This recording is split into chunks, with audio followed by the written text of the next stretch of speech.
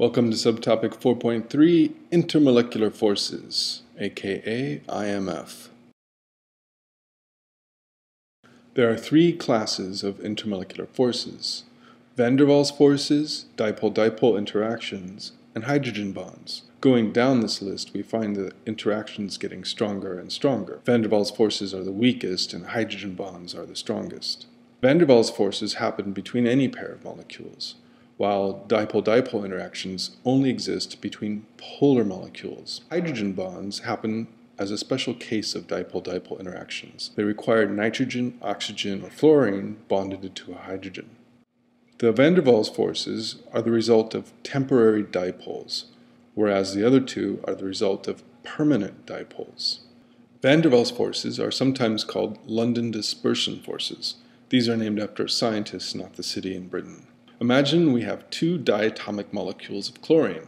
Each molecule has its own complement of electrons, and those electrons are moving around very, very fast. Imagine that for just a fraction of a second, a millionth of a second, some of those electrons end up more on one side of the molecule than the other. This creates a temporary dipole in that molecule, where one side's a little bit negative and the other side's a little bit positive. Because the other molecule is so close, in that same instant, that temporary dipole induces another temporary dipole in the second molecule. That's an induced temporary dipole. These will both disappear again in yet another fraction of a second. That's why they're so weak, because they're temporary and fleeting.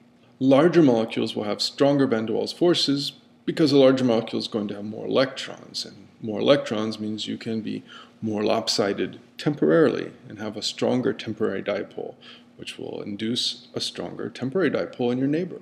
Dipole-dipole interactions happen in polar molecules.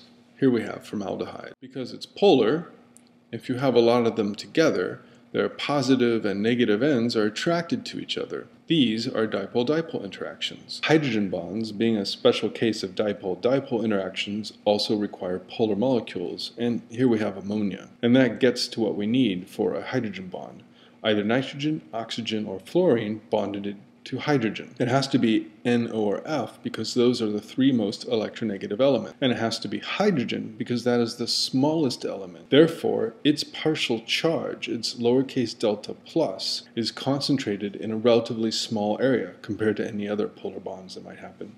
And this is the source of the strength of hydrogen bonds. We can also have hydrogen bonds in a few other ways. For example, here's chloroform, where the three chlorines, which are more electronegative than carbon, so they're polar bonds, all three of them are equally pulling electrons away from the central carbon, who in turn is pulling electrons away from the hydrogen. So what effect does a substance's intermolecular forces have on its boiling point? Your book has this really cool chart that sums a lot of it up. If we look on the left-hand side, we have water, hydrogen fluoride, ammonia, and methane. Now these are the hydrides of these four elements. In other words, it's the compounds these four elements make with hydrogen. If instead of going across one period, and we look down one group, for example, carbon, silicon, germanium, tin, this is what we get going across the graph, such as methane, silane, germane, and stannane, I think it is, which are the hydrides of carbon, silicon, germanium, and tin.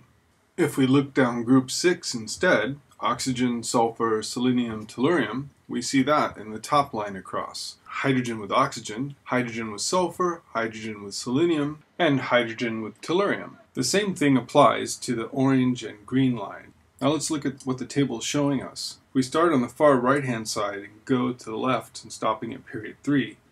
We see the boiling points are decreasing. The heavier molecules experience stronger van der Waals forces. And so as the molecule gets lighter, the van der Waals forces get weaker, the boiling point gets lower. Now this trend continues for methane because for the group 4 hydrides, all of these molecules are non-polar. So van der Waals forces are the only intermolecular forces these molecules experience. For the other period 2 elements, there's also hydrogen bonding going on. So the boiling point of these compounds is much higher than the same hydrides using period 3 elements. To sum it up, stronger intermolecular forces raise boiling points.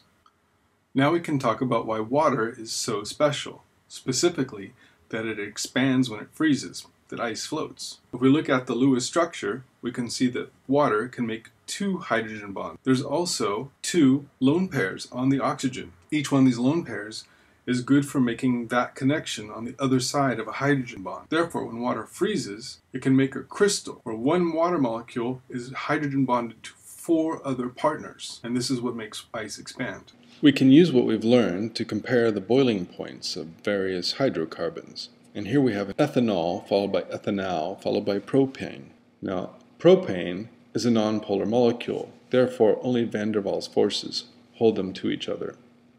Whereas ethanal is a polar molecule and experiences dipole-dipole interactions. Ethanol has an OH group, which means it gets involved in hydrogen bonding. Remember, oxygen, nitrogen, or fluorine bonded to hydrogen. Therefore, these are ordered from right to left in increasing boiling points. That's it. Thank you.